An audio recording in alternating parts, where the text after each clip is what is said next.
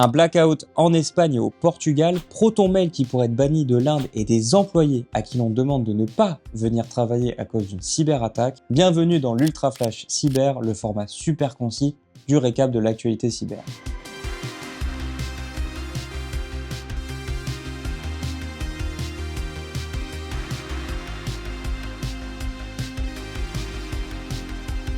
Les plus grosses villes de l'Espagne et du Portugal ont été victimes d'un énorme blackout. La panne d'électricité a touché des millions d'habitants, le courant étant d'ailleurs aujourd'hui rétabli. L'heure est maintenant venue d'enquêter. Car pour le moment, difficile de comprendre la cause qui a pu mener à un tel blackout. Est-ce une simple erreur humaine ou une cyberattaque d'ampleur? La seule chose que l'on peut dire pour le moment, c'est qu'un cas similaire était déjà arrivé en Ukraine à cause d'une cyberattaque russe, mais ce n'est pour le moment pas suffisant pour tirer des conclusions sur cet incident.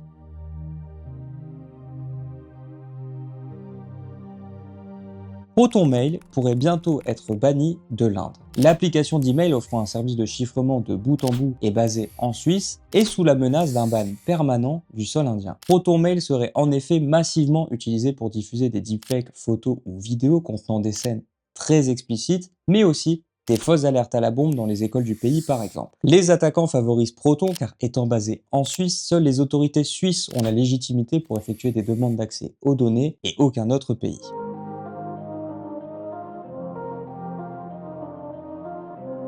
Marks & Spencer contraint de demander à ses employés de rester chez eux. Après une énorme cyberattaque les ayant forcés à devoir mettre en pause leur activité en ligne, 200 personnes, essentiellement des intérimaires, ont été invités à rester chez eux et à ne pas venir travailler. Même si les magasins du retailer restent ouverts durant cet incident, son action a tout de même chuté de près de 6% cette semaine.